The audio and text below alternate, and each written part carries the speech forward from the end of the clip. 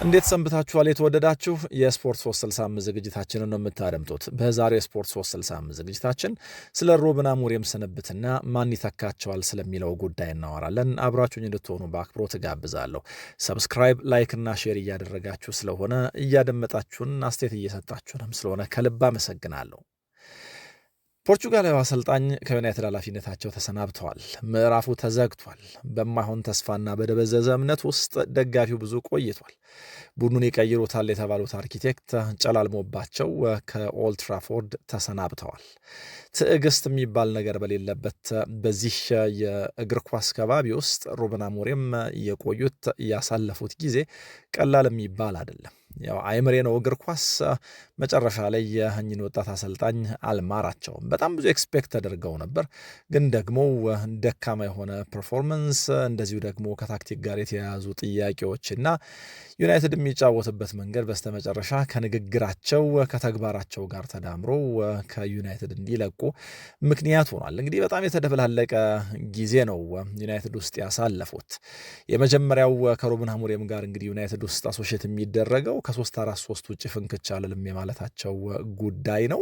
እንግዲህ ባመኑበት መንገድ ለመጫወት መሞከራቸው ጥያቄ አይደለም፣ ግን ደግሞ ያመኑበት መንገድ ሳይሰራና ዋጋ የሚያስከፍል ሲሆን አለመቀየራቸው፣ ተጣጣፊ አለመሆናቸው ግን በጣም የሚያሳማ ነው።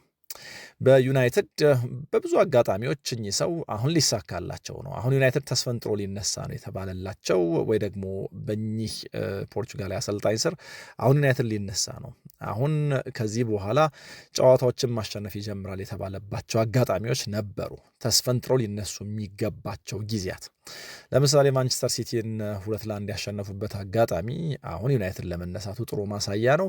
ከዚህ በኋላ የሚደረጉ ጨዋታዎችን በበላይነት ያጠናቅቃል የሚል ተስፋ ይዞ የመጣ ነበር። በኤፍኤ ካፕ አርሰናልን ያሸነፉበት ጨዋታ ሌላ መልክ ነበረው።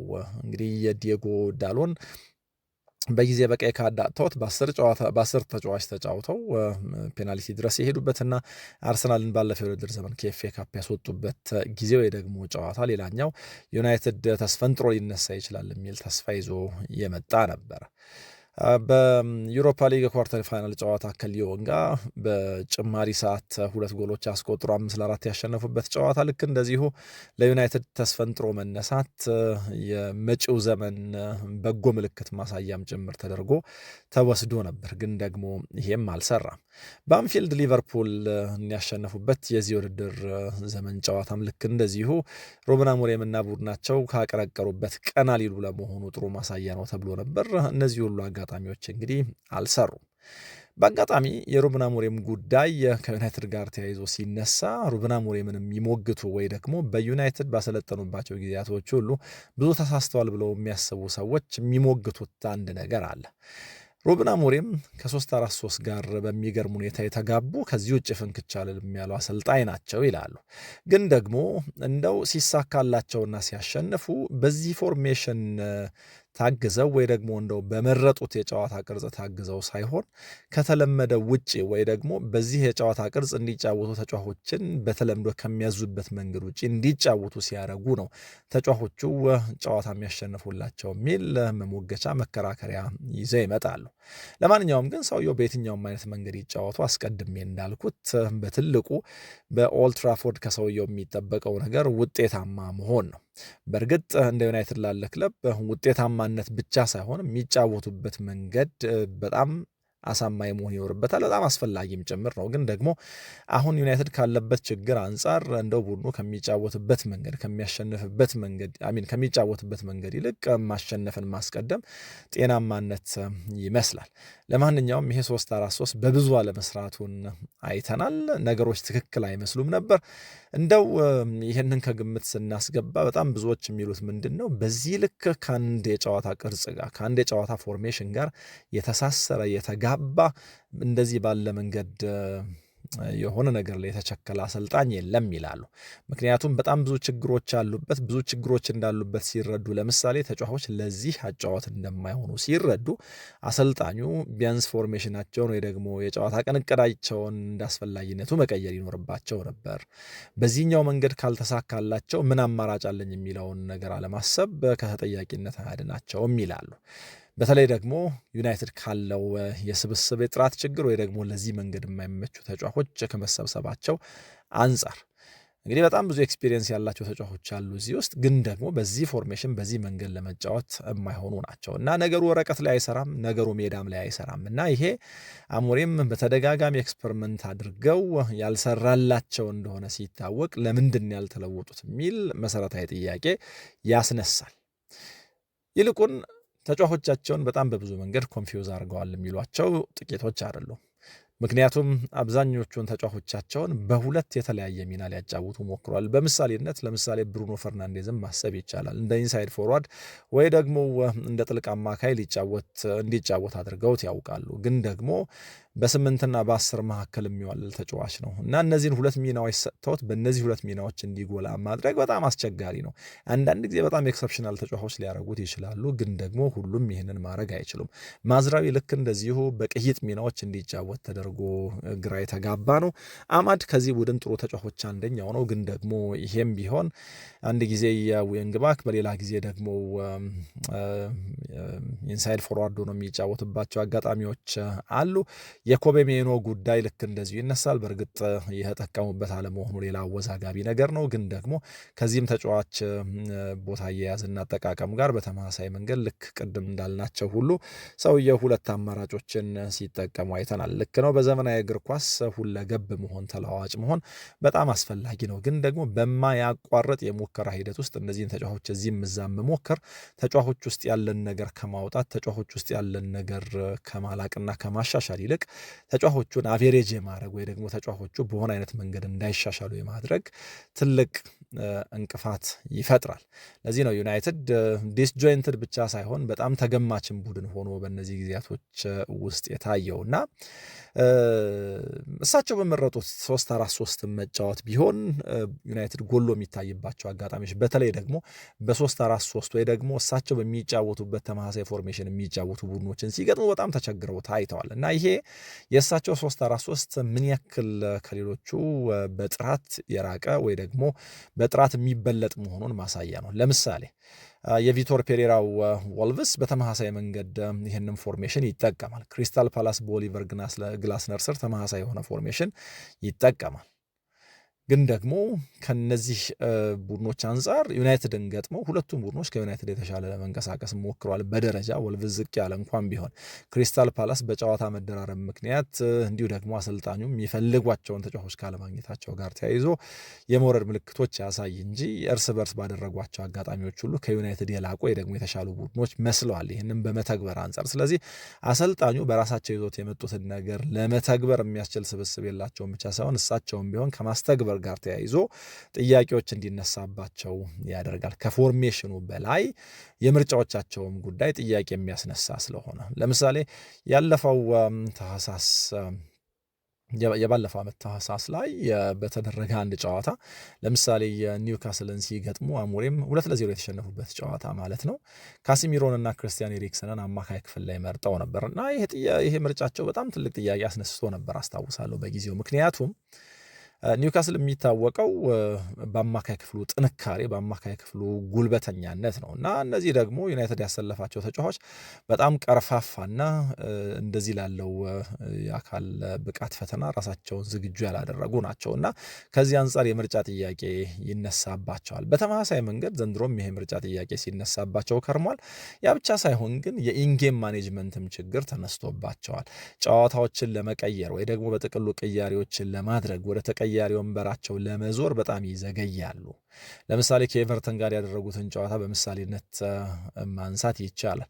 ኤድሪሳ ጌ በ13ኛው ደቂቃ ነው የቡድን አጋሩ ማይክል ኪል ላይ የማይገባ ጥፋት ሰርቶ በቀይ ካርድ የወጣው። የአንድ ቡድን ሁለት ተጫዋቾች ተጋጭተው በቀይ ካርድ የወጣው እና እዚህ ጨዋታ ላይ በተገቢው መንገድ ለውጦች አለማድረጋቸው ወይ ደግሞ በቶሎ ቅያሬዎች አለማድረጋቸው አስወቅሷቸዋል እና በተመሳሳይ መንገድ ባሸነፏቸውም ጨዋታዎች እነዚህ ችግሮች ይታያሉ። እና እኚህ ፖርቹጋላዊ አሰልጣኝ በጣም በብዙ መንገድ ዩናይትድ ውስጥ የሚያስወቅሳቸው ነገር አለ ከኢንጌም ማኔጅመንት ጋር ተያይዞ። የሆነ ቦታ ላይ ከመቸከል አንጻር ግን ከአንድሬስ ቪያስ ቦዋስ ጋር እኚህን አሰልጣኝ በብዙ ማመሳሰል ይቻላል ይላሉ ጸሐፊዎች። ለምሳሌ ቪያስ ቦዋስ ያኔ የቸልሲ አሰልጣኝ ሆኖ ሲሸሙ ልክ እንደ ሩበን አሞሪም ሁሉ በቃ በዚህ መንገድ እንጫወታለን፣ ይሄ መንገድ የማይሰራ ከሆነ ሌላ አማራጭ የለንም አይነት፣ ወይ ደግሞ ይሄኛው አማራጭ ወይም ደግሞ ይሄኛው አማራጭ ብቻ የሚል የጸና አቋም ነበራቸው እና ቪያስ ቦዋስ በጣም ጥሩ ተስፋ የነበራቸው ረዥም ርቀት መሄድ የሚያስችል አቅምም የነበራቸው ይመስላሉ በሀሳባቸው ከዛ በፊት ባሳኩትም ስኬት። ግን ደግሞ የውድድር ዘመኑን አጋማሽ ሁሉ ከቸልሲ በእድሜ የገፉ ወይ ደግሞ በህይወት ዘመናቸው ሁሉ በሃይላይን ተጫውተው ከማያውቁ ተከላካዮች ጋር በዛ መንገድ እንዲጫወቱ ለማድረግ ሲታገሉ ነው የቆዩት። እንግዲህ ቸልሲ ውስጥ የነበሩት ተከላካዮች እነ ጆን ቴሪ ምናምን ናቸው እና ጆን ቴሪ በጊዜው ከነበረው ያጫወት ባህሪ፣ ፍጥነት፣ እንደዚሁ ደግሞ ከኳስ ጋርም ካለው ነገር ወይ ደግሞ ከእድሜ መነሻ በፍጹም እሳቸው ላዘጋጁት ወይ ደግሞ እሳቸው ለሚሉት ሃይላይን የተመቸ አልነበረም እና በሃይላይን እንጫወታለን የሚል የደረቀ ግግም ያለ አቋማቸው መጨረሻ ላይ ዋጋ አስከፍሏቸዋል እና በፍጹም ኮምፕሮማይዝ የሚደረግ አይደለም የሚሉ ነበር እና የአሞሪምም ጉዳይ ከዚህ ከአስተላለፍ ጋር ተያይዞ በሳቸው ልክ ሊነሳ የሚችል ይመስለኛል እና ከመጥፎ ሽንፈቶች እንኳን በኋላ ነገሩን ዞር ብሎ ሊያዩት አለመሞከራቸው ስራቸውን አሳጥቷቸዋል። በእርግጥ ስራቸውን የጨዋታ ቀን እቅዳቸው ወይ ደግሞ በ3-4-3 ብቻና ከዚህ ውጭ አልጫወትም ማለታቸው ብቻ ሳይሆን ያው ንግግሮቻቸው ዋጋ አስከፍሏቸዋልና በጣም ሆነስት ናቸው። ግን ደግሞ በዘመናዊ እግር ኳስ እንደዚህ ባለው ሆነስቲ ነገሮችን ለማድረግ በመሞከር ልክ እንደሳቸው ስራ ለማጣት የሚዳርግ ካልሆነ በስተቀር የበዛ ጥቅም የለውም። በዚህ ውድድር ዘመን ዩናይትድን አሻሽለዋለሁ ብለው ነበረ። ከአምናው ጋር ሲነጻጸር የተሻሻሉ ነገሮች አሉት። ምንም እንኳ አሁንም አብዝቶ ጎል ይቆጠርበት እንጂ በንጽጽር የተከላካይ መስመሩን ለማረም ሙከራ ተደርጓል። ግን ከዚህ ይልቅ ቡድኑ ጎል ማስቆጠርና መፍጠር ላይ የተሻለ እንደሆነ ማየት ይቻላል። እነዚህን ነገሮች በማሻሻል አሰልጣኙ ክሬዲት ማግኘት ይኖርባቸዋል። የሙቤሞና የኩንሃ አይነት ተጫዋቾች መምጣት የቡድኑን የማጥቃት ጥራት ጨምሯል። 48 የሊግ ጎል ማስቆጠር ችለዋል እና 48 የሊግ ጎል ማስቆጠር የቻሉ ናቸው እነዚህ ሁለቱ ባለፈው የውድድር ዘመን በየነበሩባቸው ክለቦች እና የቡድኑን የጥራት ደረጃ ጨምረውታል። ይሄ በጣም ጥሩ የሚባል ነገር ነው።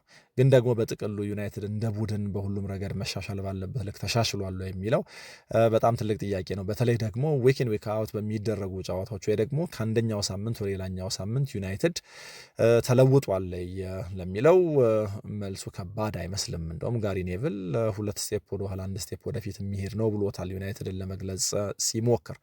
አሰልጣኙ በዩናይትድ ውስጥ በነበሩባቸው ጊዜያቶች በጣም ብዙ የሚታወሱባቸው ነገሮች አሉ።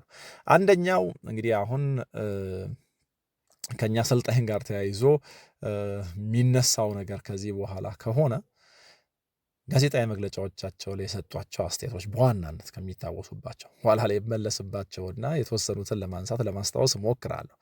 ሌላኛው በካራባኦ ካፕ ከግሪምስባይ ታውን ጋር ሲጫወቱ የፍጹም ቅጣት ምት ወይ ደግሞ የመለያ ምት ሲሰጥ የመለያ ምቱን አላዩም ያሉበት መንገድ ሁልጊዜ አሞሪም ከሚታወሱባቸው ነገሮች አንደኛው ይሆናል እና አሁን እንግዲህ አረጋል ያሉትን ሳያደርጉ በዩናይትድ አሳካ ያሉትን ሳያሳኩ ከዩናይትድ ተሰናብተዋል።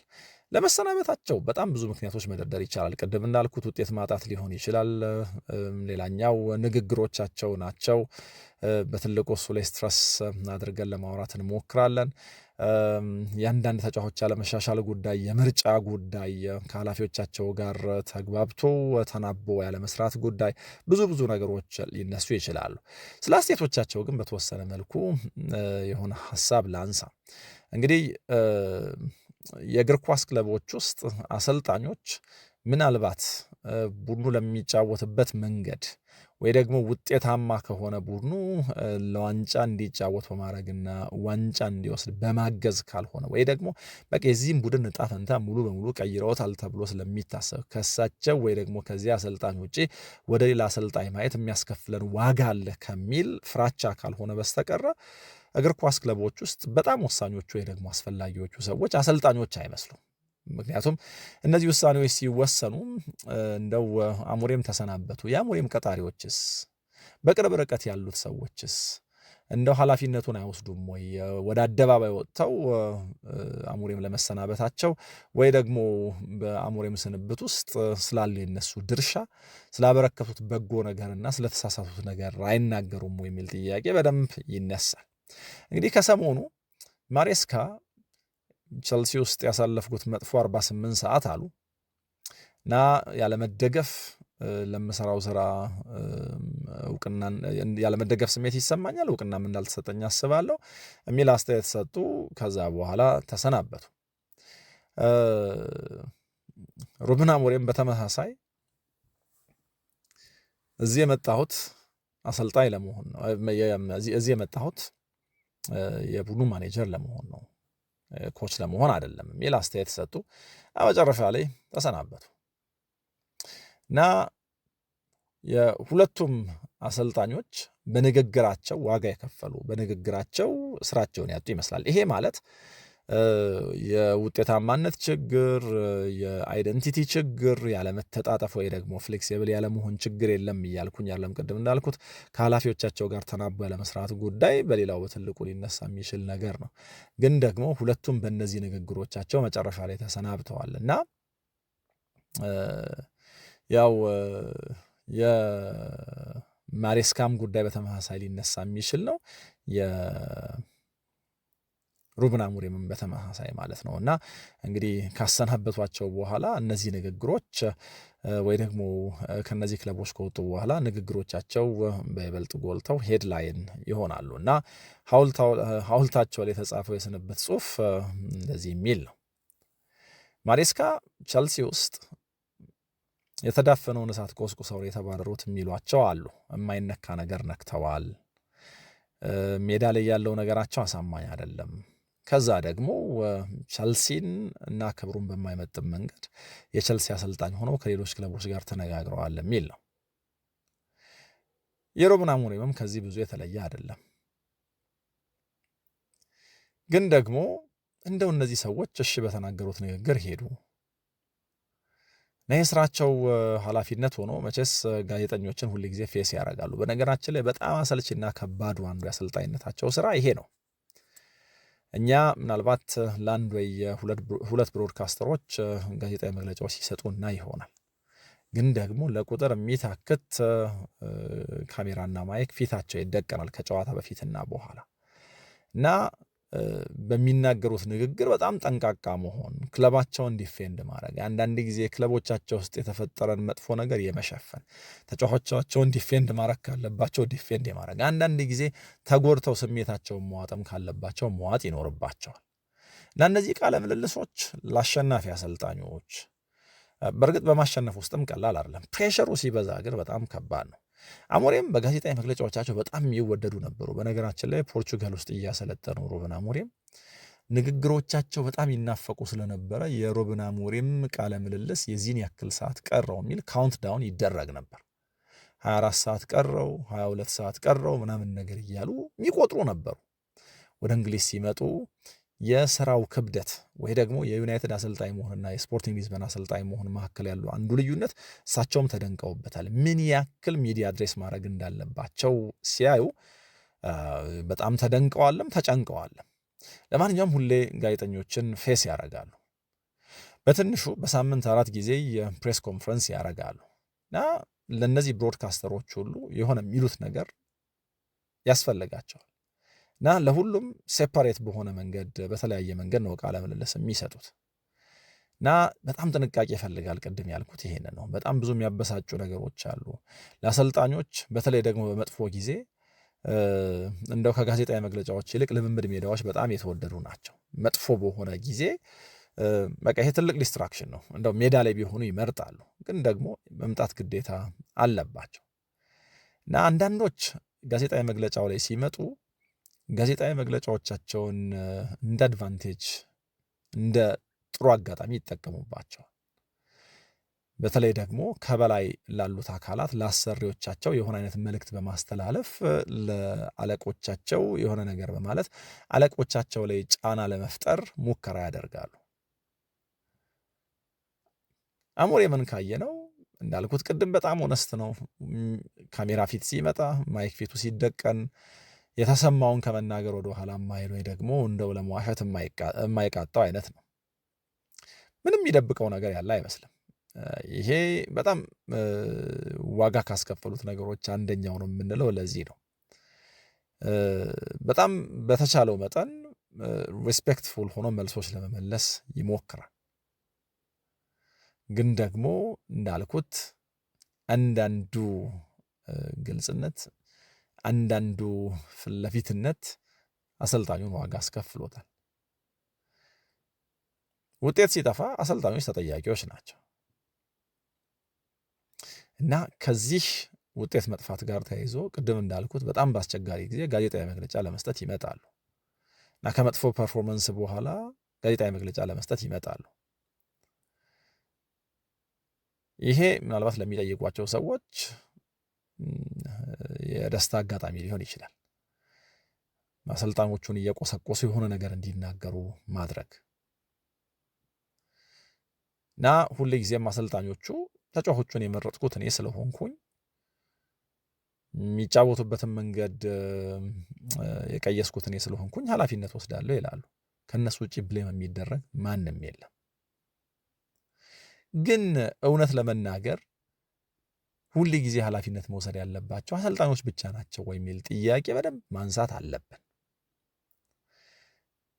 የሪክሩትመንት ዲፓርትመንትስ ወይ ደግሞ ተጫዋቾች የሚቀጥረው ዲፓርትመንትስ ይሄ ታለንት ለዚህ ቡድን ይሆናል ብሎ የመረጠው መልማይስ የሚወስደው ኃላፊነት የለም ወይ? ሌሎች ፌል ለማድረጋቸው ለምሳሌ ዩናይትድ ውስጥ አንድ ጥሩ ምሳሌ እናንሳ። የሽዋዚር ኪዜ በአሞሪም አይደለም ወደ ዩናይትድ የመጣው እና ከአሞሪም ሲስተም ጋር አብሮ መሄድ አልቻለም። ግን ደግሞ ጋዜጣዊ መግለጫዎች ላይ ራሱ ባልገዛው እና ደግሞ ከሱ ሲስተም ጋር አብሮ በማሄድ ተጫዋች ጉዳይ ጥያቄ ጠየቅና ተጫዋቹን ዲፌንድ ማድረግ ወይ ደግሞ ስለሱ መናገር ይጠበቅበታል። ስካውት ያደረጉት ያመጡት ለምን እንዳመጡት የሚያውቁት ሰዎች ሳይናገሩ አሰልጣኙ ይህንን ማብራራት ይኖርበታል እና ከዚህ አንጻር የአሰልጣኞች ኃላፊነት በጣም የበዛ ግን ደግሞ በአንዳንዱ ወይ ደግሞ በጥቅሉ በጣም የተናቀ ኃላፊነት ወይ ደግሞ ስራ ይሆናል። ግራም ፖተር እና ኑኖ ኤስፒሪቶ ሳንቶ ዌስትሃም ውስጥ የሄዱበት ጊዜ በጣም ጥሩ የማይባል ነው። ያልተመጣጠነ አምባላንስድ የሆነ ስብስብ ነው ያለው። ስለዚህ ከነሱ በፊት የነበሩ አሰልጣኞች ሊሆኑ ይችላሉ ወይ ደግሞ መልማዮች ያመጧቸው ለዌስትሃም የማይመጥኑ ወይ ደግሞ ለመጡት አሁን ላሉት አሰልጣኞችም ጭምር የማይሆኑ ተጫዋቾችን ይዞ በእነዚህ ተጫዋቾች በሚመጣ ውጤት አንገት መድፋት የእነዚህ አሰልጣኞች እጣ ፈንታ ነው እና በቀደም ለምሳሌ ኑኖ ከወልቭሱ ሽንፈት በኋላ ይቅርታ ሲጠይቁ አይተናቸዋል። ግን ደግሞ እንደው በቃ እሳቸው ላይ ሁሉ ነገር ወድቆ ተደፍቶባቸው እንጂ ዌስትሃም ውስጥ እየሆነ ላለው ነገር ሁሉ ኃላፊነቱን መውሰድ የነበረባቸው መጨረሻ ላይ የመጡት አሰልጣኝ ናቸው ወይ የሚል ጥያቄ በደንብ ማንሳት ይቻላል። ይህንንም ምለው በሌሎች ሊጎችና ሀገራት ስለሚደረግ ነው። ለምሳሌ ቡንደስሊጋ ውስጥ ስፖርቲንግ ዳይሬክተሮች ይወጣሉ፣ ዳኞችም ወጥተው ይህንን ውሳኔ የወሰንኩት እንደዚህ ስለሆነ ነው ተሳስቻለሁ ምናምን ይላሉ። ለምሳሌ ዘንድሮ ኤሪክ ቴን ሃግ ከሌቨርኩሰን ተሰናበቱ። ሳይሞን ወልፍስ ወጥቶ ሚዲያውን ፌስ አደረገ። ይሄ በእንግሊዝ የተለመደ አይደለም። በእንግሊዝ አሰልጣኞች ይሰናበታሉ፣ ግን ደግሞ የየክለቦቻቸው ስፖርቲንግ ዳይሬክተሮች ወጥተው በፍጹም አስተያየት ሲሰጡ አንሰማም እና ይሄ መለመድ አለበት። አደርዋይስ ሁልጊዜም ኃላፊነቱን ባልተገባ መንገድ የሚወስዱት የሚሰዉትም አሰልጣኞች ናቸው። ይሄን ስል ሩበን አሞሪም ስህተት የለበትም እያልኩኝ አይደለም፣ ግን እንደው እየወጣ ለሚለው ነገር የዩናይትድ የስራ ኃላፊዎችም እየወጡ የሚሉት ወይ ደግሞ እንደው ኃላፊነት የሚወስዱበት ነገር ቢኖር ወይ ደግሞ የሌሎችም የፕሪሚየር ሊግ ክለቦች አሰልጣኞች የስፖርቲንግ ዳይሬክተሮችና የስራ ኃላፊዎች ኃላፊነት የሚወስዱበት ነገር ቢኖር በጣም መልካም ነበር። እነዚህን አሰልጣኞች ብቻ ተወቃሽ ስለማያደርግ ማለት ነው እና ለጠፋው ጥፋት ሁሉ አንድ ሰው የሚጠየቅበት መሆኑ በጣም የሚያስገርም ነው። እንግዲህ አሰልጣኙ ተሰናብቷል። ማንቸስተር ዩናይትድ ውስጥ እንደዚህ ያለው ነገር አሁን ያልተለመደ አይደለም። ከፈርጉሰን መውጣት በኋላ እንግዲህ 7ኛው አሰልጣኝ ነው የተሰናበተው ከ2013 በኋላ። ያ በጣም የሚያስገርም ቁጥር ነው። የፈርጉሰንን ለ30 ዓመት የቀረበ ቆይታ ተመልክተን ከዛ በኋላ ግን ከሳቸው መውጣት በኋላ በዚህ ልክ ያሰልጣኝ መቀየር ዩናይትድ እንዴት አይነት ኢንስቴቢሊቲ ውስጥ እንዳለ በደንብ ማሳያ ነው። ያልተጠበቀ አይደለም፣ ግን ደግሞ እንደ በጣም አስደንጋጭም ጭምር ነው። አሰልጣኙ በተወሰነ መልኩ ፕሮቴስት ለማድረግ ሞክረዋል። ያው ውስጥ የሆነ አይነት የፓወር ስትራግል እንዳለ ግልጽ ነው። የትላንት ፕሮግራማችንም ላይ ለማንሳት ሞክረናል። ዩናይትድ ውስጥ ደስተኛ ሰዎች ጠፍተዋል። ስራቸውን በማጣታቸው የተከፉ በጣም ጥቂቶች አይደሉም። ከዛ ደግሞ በተለያየ የስራ ኃላፊነት ያሉትም ሰዎች በአሰልጣኙ በውጤቱ እየሆነ ባለው ነገር ደስተኛ አይደሉም። የሆነ ጊዜ የሀገሪቱ ትልቅ ክለብ የነበረው ዩናይትድ እንደዚህ ባለ መንገድ ሰፈር ማድረጉ፣ እንደዚህ ባለ መንገድ መንገዳገዱ በጣም የሚያሳዝን ነው። ከጄሰን ዊልኮክስ ጋር ተጋጭተዋል። የዩናይትድ የእግር ኳስ ጉዳዮች ዳይሬክተር ናቸው። ከዝውውር ጋር የተያያዘ እንደሆነ ሀሳቡ በደንብ መናገር ይቻላል። ከዛ ውጭ ግን ኃላፊነትንም በተመለከተ እውቅና ዋጋ አልተሰጠኝም የሚል የሆነ አይነት ቅሬታ እንደነበራቸው ግልጽ ነው። ከውጭ ሆነው የዩናይትድን ጉዳይ ለሚያዩ ሰዎች እኛንም ጨምሮ ዩናይትድ ተሻሽሏል ወይ ብንባል ይህንን ካለፈ የውድድር ዘመን አሻሽሏል ካልሆነ በስተቀረ እንደው ዩናይትድ ወደ ቀድሞ ቁመናው እንዲመለስ በሚያስችል መንገድ ተሻሽሏል ወይ ደግሞ እንደዚህ ያለ መንገድ ላይ ነው ወይ ጉዞ ጀምሯል ወይ ቢባል ግን እርግጠኛ ሆነን ናው ጉዞ ጀምሯል ለማለት የምንቸገር ይመስለኛል። የጥቅምት ወር መጨረሻ ላይ ዩናይትድ ለመጀመሪያ ጊዜ በአሙሪም አሰልጣኝነት ስር 3 ጨዋታዎች በተከታታይ አሸነፈ። ሰንደርላንድ፣ ሊቨርፑል እና ብራይተንን እና ቅድም እንዳልኩት በመደዳ ጨዋታዎች ከማሸነፍ ወይ ደግሞ የሆነ ጊዜ ሲቲን ከማሸነፍ ወይ የሆነ ጊዜ አርሰናልን ከማሸነፍ በኤፍኤ ካፑ የሆነ ጊዜ ደግሞ በዩሮፓ ሊግ ከማሸነፍ እንደዚህ ያሉ ጨዋታዎችን ከማሸነፍ አሁን ተስፈንጥሮ ሊነሳ ነው ሲባል ዘንድሮም ሊቨርፑልን ከማሸነፍ ተስፈንጥሮ ሊነሳ ነው ሲባል ይህንን መጠቀም አቅቶታል እና እነዚህን 3 የመደዳ ጨዋታዎች ዩናይትድ ካሸነፈ በኋላ በጣም በሚያስደነግጥ ሁኔታ ካደረጋቸው 11 የፕሪሚየር ሊግ ጨዋታዎች ማሸነፍ የቻሉ 3ቱም ብቻ ነው እና በዚህ መካከል እንግዲህ ያላሸነፋቸውን ቡድኖች ካየን በጣም ነው የምንደነቀው። ኒውካስልን ያሸነፉበት መንገድ በጣም የተለየ ነበር። ከዛ ግን የወልቭስ ጉዳይ፣ የደካማ ዌስትሃም ጉዳይ፣ ዶክተር ዌስትሃም ይሉታል፣ የታመመን ሁሉ የሚያክም አይነት ነው።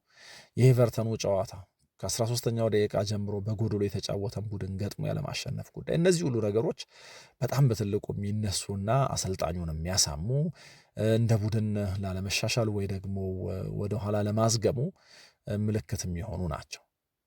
ናዚ ላይ ሰውየው ከ3-4-2-1 ወይ ደግሞ ከ3-4-3 ጋር በሆነ አይነት መንገድ የቆረቡ መሆናቸው ከዚህ መንገድ ውጭ በፍጹም ፍንክች አልልም ማለታቸው ሲታሰብና በዝውውር ስላለመታገስ ሲያወሩ ግን ደግሞ ከመጡ ጀምሮ ቡድኑ ለማሻሻል በሚሆን መንገድ 430 ሚሊዮን ፓውንድ እንደወጣላቸው ሲታሰብ አሰልጣኙም እንደው ትንሽ ተዳፍረዋል፣ ተቀብጠዋል እንድንል የሚያደርገን ይመስለኛል። አንዳንዶች ዩናይትድ ውስጥ ሲመጡ ዩናይትድን ለማሻሻል የሚሆን ትልቅ ሀሳብ ያላቸው ይመስሉ ነበር። ግን ደግሞ በቶሎ ነው ዩናይትድ በሳቸው ስር የትም እንደማይሄድ መረዳት የቻለ ነው ይላሉ። ከኃላፊነት አንጻር የተሰጣቸው ኃላፊነት ቀላል አይደለም። ዩናይትድ የስትራክቸር ለውጥ ማድረግ ነበረበት እኚህን አሰልጣኝ ሲያመጣ። ህዳር 2024 ላይ ሲመጡ በዘመናዊ የዩናይትድ ኢራ የመጀመሪያው ሄድ ኮች ሆነው ነው የተሾሙት። እንግዲህ በ100 ምናምን 50 ዓመት የዩናይትድ ታሪክ ውስጥ የመጀመሪያው እንግዲህ ሆነው ማለት ነው። እንግዲህ የውልፍ ማግኔስ ከዛ በኋላ ደግሞ እነ ሰረማት በዝቢድ ምናምን ነገር ተከትሎ ማለት ነው እና ታይትሉ ምናልባት በመካከሉ ያለው ልዩነት ትንሽ ወይ ደግሞ ጥቂት ሊመስል ይችላል። ግን ደግሞ ክለቡ የሆነ አይነት ሽፍት ማድረግ ስለፈለገ ያደረገው ነው። ላይክ እንዴት ኦፕሬት እንደሚያደርግ ወይ ደግሞ ኦፕሬት የሚያደርግበትን የሚንቀሳቀስበትን መንገድ በምን ያክል ልክ መለወጥ እንዳሰበ ማሳያ ነው እና እንዳልኩት እንግዲህ ዊልፍ ማግኔስ ሰርማት በዝቢን በ1969 የተኳቸው አሰልጣኝ ናቸው እና ከዛ በኋላ እንግዲህ ባሉት 150 ዓመታት ውስጥ ያልተፈጠረ ነገር ለመፍጠር ሞክረው ዩናይትድ ስትራክቸሩን የምንመራበትን መንገድ ለውጠን እንደዚህ ባለ መንገድ ሄድ ኮች ነው የምንሾመው ካሉ ይሁን አይነት ዝግጁነት ነበራቸው ማለት ነው።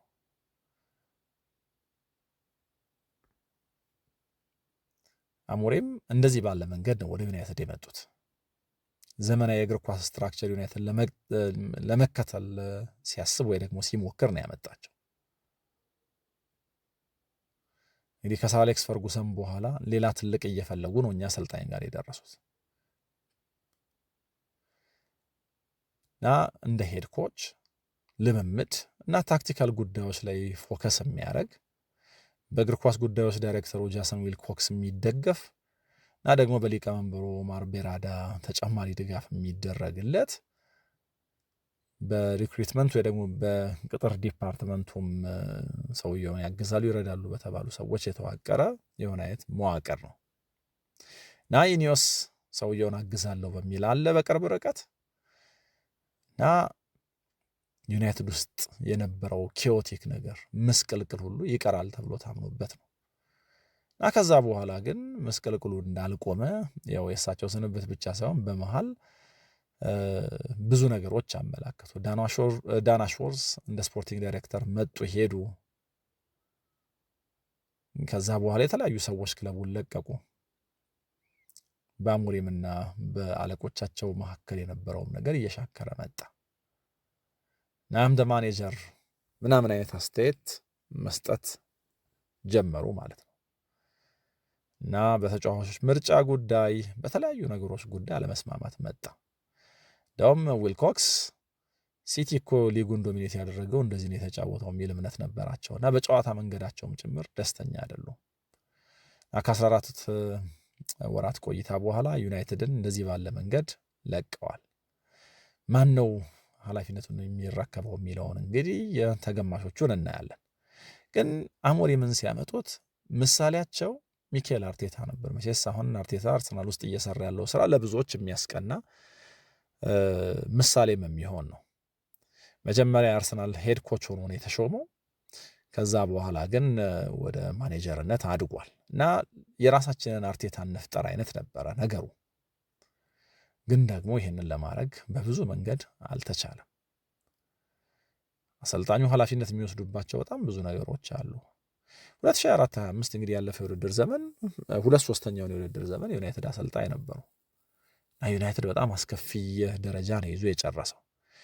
ለዛ ነው በዚህኛው የውድድር ዘመን በጣም በቶሎ የሚሻሻል ዩናይትድ የሚፈልጉ የነበረው እና ያለፈውን እንደ መዘጋጃ እንደ መንደርደሪያ በመጠቀም ማለት ነው እና መጀመሪያ ላይ ሁሉም ነገር የሚለወጥ ይመስል ነበር። አሰልጣኙም በጣም ካሪዝማቲክ ነበሩ። የልባቸውን መናገራቸው አስወድዷቸው ነበር። ግን ደግሞ እዚህ ኤንቫይሮንመንት ውስጥ እንደዚህ ባለ መንገድ እንደዚህ ባለ ቅንነት ማውራትም በፍጹም የሚቻል አይደለም እና ለምሳሌ በዩናይትድ ታሪክ ይሄ መጥፎ ቡድን ነው ብሏል። እንደ አሰልጣኝ ተገቢውን እያደረግኩ እንዳልሆነ ይሰማኛል የሚል አስተያየትም በራሱ ጉዳይ ሰጥቷል። እነዚህ ሁሉ ነገሮች ግን መጨረሻ ላይ ለራሱም አልሆኑትም። አለመተጣጠፍ፣ ነገሮችን ያለመቀየር መጨረሻ ላይ እንደዚህ ያለ ዋጋ አስከፍሏቸዋል። ሌላኛው ደጋግሜ በዚህ የውድድር ዘመን ከዩናይትድ ጋር ያነሳሁት ነገር ያለ አውሮፓ መድረክ ተሳትፎ ዩናይትድ ረዥም ርቀት መሄድ ነበረበት ተብሎ ይታሰባል። ምክንያቱም በቂ መዘጋጃ ጊዜ ስለሚኖራቸው። ግን ደግሞ ይህንን ማድረግ አልቻሉም። በጥቅሉ እንግዲህ ካደረጓቸው 50 ጨዋታዎች ማሸነፍ የቻሉት 19ኙን ብቻ ነው። ከቁጥር አንጻር ካየነው ይሄ እንዲለወጡ ወይ ደግሞ የሆነ ነገር እንዲፈልጉ ሊያስገድዳቸው ይገባ ነበር።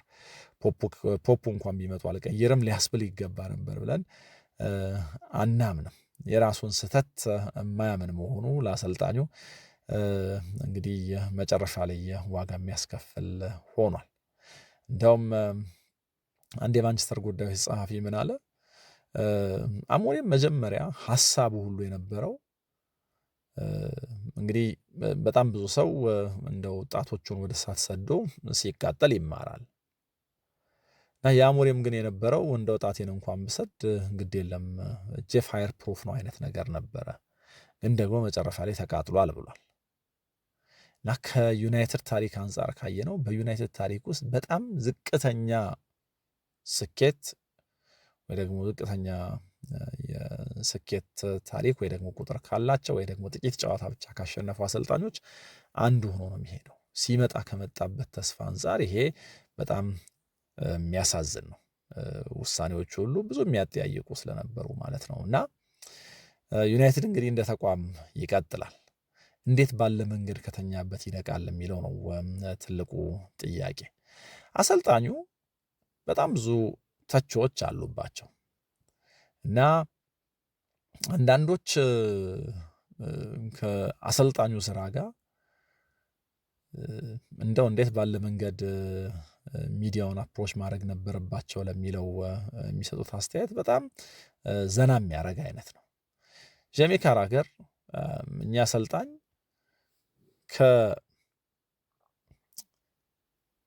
ከአሰልጣኝነት ይልቅ እንደው ተንታኝ ነበሩ፣ ተንታኝነታቸው የበለጠ ስሜት የሚሰጥ ነበር ብሏል። ጄሚ ካራገር ይህንን ያለበት ዋነኛው ምክንያት ምንድን ነው? እንደው ለእኛ እንኳን በጣም በብዙ አጋጣሚዎች ስራችንን ያቀሉት ነበር የሚል አስተያየት ነው ጄሚ ካራገር የሰጠው። ለምሳሌ እኛ የሆነ ነገር ሳንል አሰልጣኙ በራሳቸው ወጥተው ስለ ዩናይትድ መጥፎነት ይነግሩናል። ይሄ በዩናይትድ ታሪክ ለምሳሌ በጣም መጥፎ ቡድን ይሉናል አለ ወረስት ኢን ማንቸስተር ዩናይትድ ሂስትሪ ምናምን ይላሉ ቡድናቸውን በተመለከተ። ከዛ በኋላ እኛ እንደው ልክ ነው በዩናይትድ ታሪክ ይሄ መጥፎ ነው የሚለውን ነገር ተቀብለን እንድናወራ ያደርገናል። እና ሲያወሩ የሚያወሩበት መንገድ በተለይ ፕሪማች የሚሆን ፖስት ማች በጣም ሆነስትሊ ነው፣ በጣም በስሜት ተሞልተው ነው። ግን የማንቸስተር ዩናይትድ ጉዳዮች ተንታኝ እንጂ በቴሌቪዥን የሚመስሉት የማንቸስተር ዩናይትድ አሰልጣኝ አይመስሉም። እና ለዚህ ነው ለእኛ አናላይዝ ለማድረግና ዩናይትድን በተመለከተ አስተያየት ለመስጠት ነገር በጣም የሚቀለው እና የሚዲያውን ጉዳይ አንድል ያደረጉበት መንገድ በጣም ይገርመኛል የሚል አስተያየት ሰጥቷል። እና ለሚቀጥሉት 20 ዓመታት ቡድኑን እመራለሁ ካለ አሰልጣኝ የማይጠበቁ በጣም ብዙ ነገሮች አድርገዋል። ስራውን በተመለከተ በጣም ብዙ አስተያየቶች ሰጥተዋል። ከዛ ውጭ ግን ውጤታማነትን በተመለከተ ደግሞ ለሚነሱባቸው ነገሮች እንግዲህ ቴንሃግ ዩናይትድን ሲለቅ ለምሳሌ በደረጃ 14ተኛ ነበር። ከዛ ዩናይትድ ባለፈው የውድድር ዘመን 15ተኛ ሆኖ የጨረሰው እና ሪካርዳቸው ባለፈው የውድድር ዘመን ለምሳሌ በፕሪሚየር ሊጉ በእነዚህ አሰልጣኞች በአሞሪም ስር ባለፈው የውድድር ዘመንና በዚህኛው የውድድር ዓመት ማለት ነው ከነበሩ ወይ ደግሞ ቋሚ ከሆኑ ዩናይትድ ከገጠማቸው 17 የተለያዩ ቡድኖች ከወልቭስ፣ ዌስትሃም እና ቶትናም የተሻለ ሪከርድ ብቻ ነው ዩናይትድ ያለው እና ይሄ ምን ያክል ደካማ እንደነበሩ የሚያሳይ ነው። ካራገር በባክስሪ የመጫወታቸውንም ጉዳይ ያነሰዋል። ይሄ ምን ያክል ዋጋ አስከፋይ እንደሆነ ግን ደግሞ ከሳቸው በፊት በዚህ አይነት ፎርሜሽን ተጫውተው በጣም ብዙዎች ውጤታማ እንደሆኑ ለምሳሌ ኮንቴ የፕሪሚየር ሊጉን ከቸልሲ ጋር ወዲያው ከአንድ ስህተት ተምሮ ነገሮችን ለመቀየር በመሞከሩ ዋንጫ አንስቶበታል። ቶማስ ቱኸል የሻምፒየንስ ሊጉን አሳክቷል። ግላስነር የኤፍኤ ካፕ ዋንጫ የወሰዱትና እንደዚህ ያለ በፕሪሚየር ሊጉ ጠንካራ ቡድን የገነቡት ይህንኑ መንገድ በመጠቀም ነው እና የሩበን አሞሪም የሆነ ቦታ ላይ መቸከልና ግን ደግሞ ውጤታማ ለመሆን ከዚህ አንጻር ጥያቄ የሚያስነሳው ኢቨን ባመነበትና ውጤት ያመጣልኛል ብሎ ባሰበው የ3-4-3 ፎርሜሽን ዩናይትድን አንድ ስቴፕ ወደፊት ለማራመድ ትክክለኛው ሰው እሱ ነው የሚል ጥያቄ እንዲነሳ የሚያደርግ ሆኗል። እንግዲህ ቅድም አሞሪም ይታወሱባቸዋል ካልናቸው ነገሮች አንጻር ወደ ማጠቃለያው ስንመጣ አንደኛው ጋዜጣዊ መግለጫዎቻቸው ነበሩ እና አሁንም ዩናይትድን ሲለቁ አንዱ ሚስ የሚደረጉበት ነገር ካለ ጋዜጣዊ መግለጫዎቻቸው ናቸው። በቅንነት ሊሆን ይችላል ወይ ደግሞ እንደው ከማንነታቸው መነሻ ፊት ለፊት ነው የሚናገሩት እና ጋዜጣዊ መግለጫዎቻቸው በጣም ብዙ የሚያዝናና ነገር ነበራቸው። ምን ብለዋል እስቲ በዩናይትድ አሰልጣኝነት ቆይታቸው የሚለውን ነገር ላካፍላችሁ። ያው እንዳልኩት ቅድም አሰልጣኞች በጣም ብዙ ጥያቄ ነው የሚጠየቁት እና ብዙዎቹ አሰልጣኞች ለሚጠየቋቸው ጥያቄዎች ዙሪያ ጥምጥም በመሄድ ለምሳሌ ዋናውን ነገር ሊያስረሱ ይሞክራሉ፣ ወይ ደግሞ ለረጅም ጊዜ በመናገር በዋናነት የተጠየቁትን ነገር ለማድበስበስ ይሞክራሉ። ክለባቸውን ዳሜጅ ላለማድረግ ይሞክራሉ። አንዳንዶቹ በእርግጥ ይህንን ሳያደርጉ ቀርተው ተሰናብተዋል። ለምሳሌ አንቶኒዮ ኮንቴ ከንግግራቸው በኋላ ተሰናብተዋል ቶትናም ውስጥ። ሞሪኒዮ ዩናይትድ ውስጥ እንደዚሁ ከንግግራቸው በኋላ ተሰናብተዋል። በጣም ስለ ብዙ አሰልጣኞች መናገር እንችላለን። ይሄ ከተናገሩት ንግግር በኋላ የተሰናበቱ ማለት ነው እና የሆነ አይነት ነገር ቆስቁሶ ስለነበር እኛ አሰልጣኝ ግን ምንም ለመሸፈን የሚሞክሩት ነገር የለም፣ የሚደብቁትም ነገር የለም እና በፕሪሚየር ሊጉ ታሪክ እንደውም በጣም ኢዝሊ ኮት የሚደረግ ንግግር በመናገር አሞሪምን የሚስተካከል ጥቂት ነው ሁሉ ይላሉ። ለምሳሌ ጥር 2025 ዩናይትድ ከ10 ጨዋታዎች 2 ብቻ አሸንፎ 13ኛ ደረጃ ላይ ተቀምጦ አንድ አስተያየት ሰጡ። አስቡት፣ ይሄ ለኔ ምን ማለት ነው አሉ። ለዩናይትድ ደጋፊዎችስ?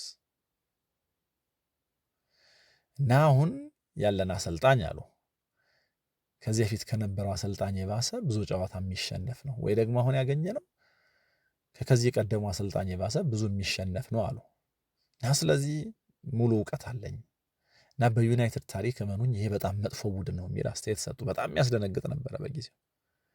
እና ደግሞ የሆነ ጊዜ ተመሳሳይ ወር ላይ ጥር ላይ ይመስለኛል የዩናይትድ አሰልጣኝ መሆን እና እንደዚህ ባለ መንገድ መሸነፍ በጣም የሚያሳፍር ነው የሚል አስተያየት ሰጡ። የዩናይትድ አሰልጣኝ መሆን በጣም የሚያሳፍር ነው፣ መሸነፍ በጣም የሚያሳፍር ነው አሉ።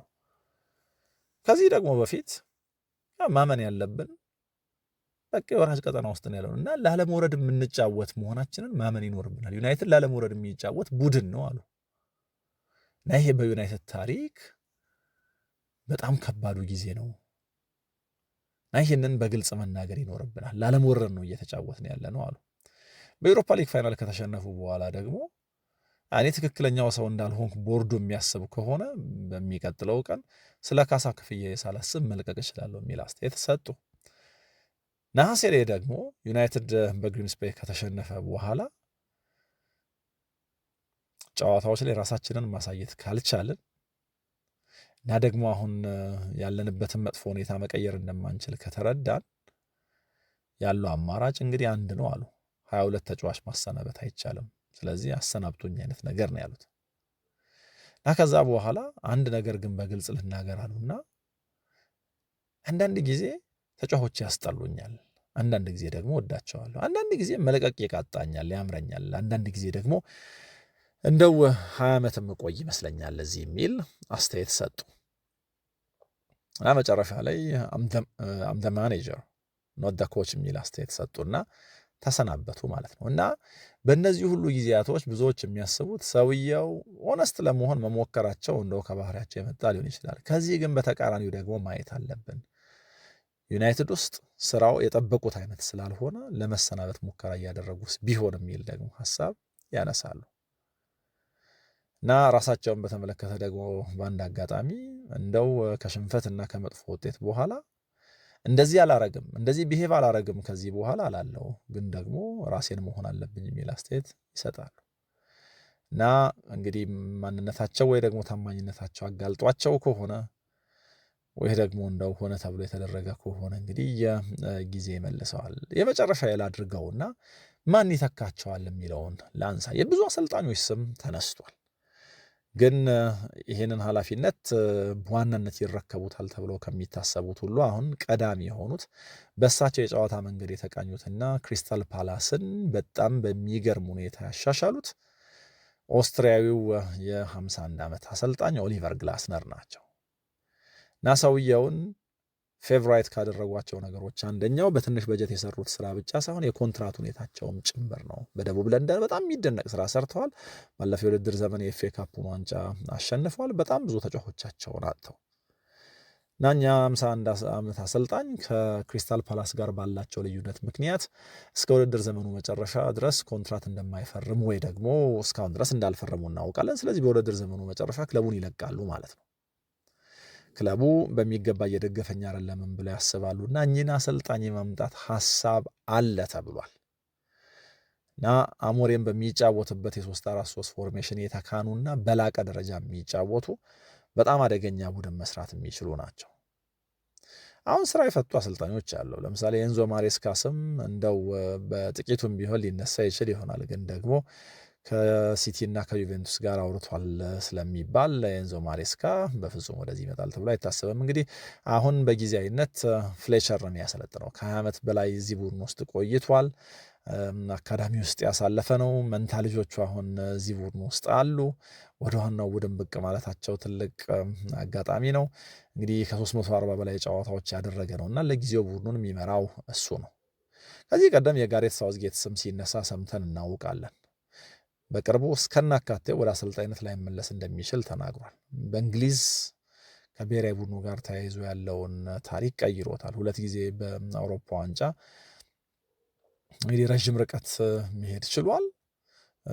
በዓለም ዋንጫ ሴሚፋይናል ድረስ መሄድ የቻለ አሰልጣኝ ነው እና ወደ ክለብ እግር ኳስ ተመልሶ ዩናይትድን ቢያሰለጥን ምን አይነት ቡድን ሊሰራ ይችላል የሚለው ከዚህ ቀደም ሲነገር ሲወራ ቆይቷል። እንደ ማርኮ ሲልቫ አይነት አውትሳይደሮችም አሉ። በፕሪሚየር ሊጉ ምናልባት በጣም አንደርሬትድ ከሆኑ አሰልጣኞች አንዱ ነው ይሉታል። ሌላኛው ግን ምናልባት እንደ በጣም ሮማንቲክ የሆነ ምርጫ ከፈለጉ ማይክል ካሪክም አለላቸው።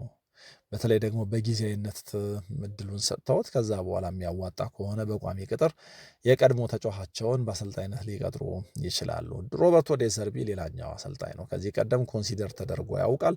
የፕሪሚየር ሊግ ልምድ ያለውን ወደ ፈረንሳይም ሄዶ ማርሴይን በጣም በከፍተኛ ሁኔታ አሻሽሎታል።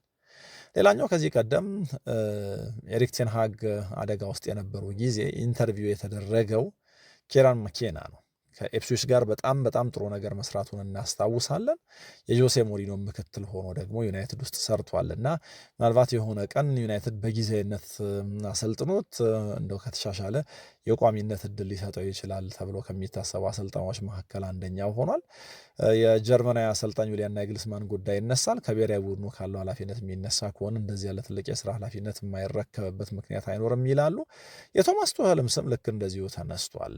ግን ደግሞ ቶማስ ቱኸል ከእንግሊዝ ብሔራዊ ቡድን ጋር ባላቸው ነገር ደስተኛ ናቸው። ከዓለም ዋንጫው በኋላ ያለው አውትካም ስለማይታወቅ ምናልባት እንደው እስከ ዓለም ዋንጫውና እስከ መጠናቀቂያው ድረስ ይሄ ስራ ኃላፊነት ክፍት የሚሆን ከሆነ እንደ ቶማስ ቱኸል ያሉ አሰልጣኞችም ወደ ዩናይትድ ሊመጡ ይችላሉ ተብሎ ይታሰባል።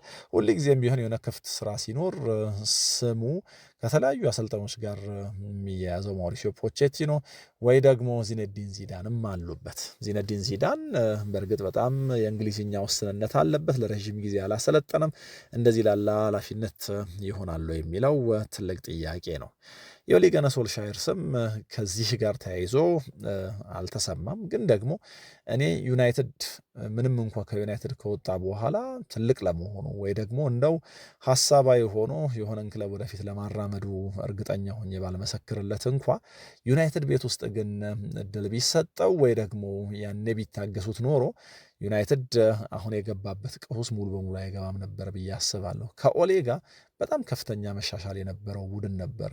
ትንንሽ ነገሮችን ብቻ ማስተካከል የሚጠበቅበት ኳስ አብልጦ ሲቆጣጠርና ተጋጣሚዎች ኳስ ሲሰጡት ምንም ማድረግ የማይችል ወይ ደግሞ ሀሳብ የሚያጥረው ግን ደግሞ ትልልቆቹን የማሸነፍ ችግር የሌለበት ኳሱን ለቆ ሲጫወት አደገኛ የሆነ ቡድን ነበር የሰራውና የዛኔ ትልቁ እምነቱ የዩናይትድን ማንነት የሚረዱ የብሪቲሽ ተጫዋቾችን ማስፈረም የሚል አቋም ነበር። ይህንን በማድረግ ዩናይትድን ወደፊት የማራመድ ሙከራ ጀምሮ ነበር፣ አልተሳካለትም።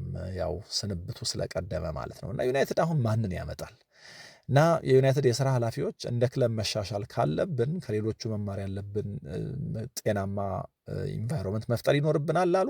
እና ደግሞ ምርጫዎቻችን ትክክል መሆን ይኖርባቸዋል አሉ። እንግዲህ አሁን ምርጫዎቻቸው ትክክል ላለመሆናቸው ማሳያ የሩበን አሞሪም ስንብት አንደኛው ነው። እና አሁን ሌላ አሰልጣኝ ሲመጣ እንደው ዩናይትድን ረዥም ጊዜ ዩናይትድ መጠበቅ ቢኖርበት ለምሳሌ ከ2 ከ3 ዓመት ወይ ደግሞ ከ4 ዓመት በኋላ ቢሆን ለዋንጫ እንዲፎካከር ኤክስፔክት የሚደረገው እንደው በምን ያክል ትዕግስትና በምን አይነት ምልመላ ትክክለኛውን ሰው ያመጣሉ፣ ምን ያክልስ ይታገሱታል፣ በዝውውር ምን ያክል ይደገፋል፣ ውጤቱ መጥፎ ቢሆንና ቢያሽቆለቁል በምን ያክል ልክ የዩናይትድ ሰዎች እድልና ጊዜ ይሰጡታል የሚለውን ነገር ማየት በጣም ያስፈልጋል። እናንተ ከሩበን አሞሪም ጋር ተያይዞ ምን አይነት ስሜት አላችሁ? በዩናይትድ ያደረገው ቆይታ ለእናንተ ምን አይነት መልክ አለው? የጨዋታ ቅንቅዱ፣ የሚጠቀምበት ፎርሜሽን፣ ተጫዋቾቹ፣ የኢንጌም ማኔጅመንቱ፣ ቅያሪው፣ እነዚህን ሁሉ ነገሮች ታሳቢ ያደረገ አስተያየት ልታጋሩን ትችላላችሁ። ከጠቀስናቸው አሰልጣኞች የትኛው ቢመጣ ትመኛላችሁ? ምናልባት የዲየጎ ሲሞኔን ስም አልሰማሁኝም፣ ግን ደግሞ ከዚህ ቀደም ሲባል እናውቃለን የሆነ ትልቅ የስራ ኃላፊነት ካለ ስማቸው የሚነሳ ሰዎች ስለሆኑ እነዚህ እና የትኛው አሰልጣኝ ወደ ዩናይትድ ቢመጣ ውጤታማ ይሆናል ብላችሁ ታስባላችሁ? ለየትኛው አሰልጣኝ ቅድሚያ ግምት ትሰጣላችሁ የሚለውን ጭምር ልታጋሩን ትችላላችሁ። በሌሎች ጉዳዮች ተመልሰን እንመጣለን። አብራችሁኝ ስለነበራችሁ ምስጋና የላቀ ነው። ሰላም ሆኖ